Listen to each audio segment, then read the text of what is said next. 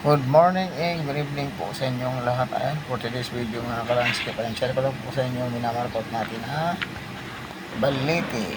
Ayan, bali nilalat na po natin, bali lagay na rin po natin yung bote kasi wala po tayong dalang mouse. Ang gamit po natin ay boteng biniyak. Ayan po yung gagamitin natin. Tapos ang linagay lang po natin dyan ay lupa kasi wala nga po tayong mouse, pero mas effective din po yan mga kalanskip yung ginamit natin na yan. Kasi kung nagtitipid po tayo na hindi na po tayo bibili ng mga pambili ng mga materialis, yan na lang po, mamulot na lang po tayo ng mga plastic bottle, tapos lupa na lang po yung gagamitin natin para sa pagpapaugat. Ayan mga kalanskip po.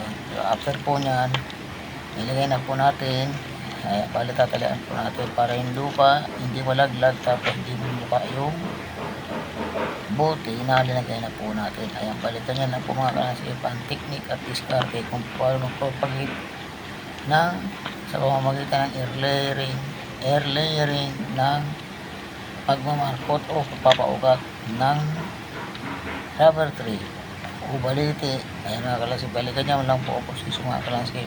Ayan, sana mayroon po kayong matutunan sa mga ginagawa natin sa araw-araw para kahit paano mayroon po kayong matutunan. Ayan, bali yung isang puno po yan mga kalanskip, bali ang mapapaugat po natin dyan ay 4 na piraso. Ayan mga kalanskip, bali ganyan lang po ang discard nyan kung paano magpaugat ng rubber tree.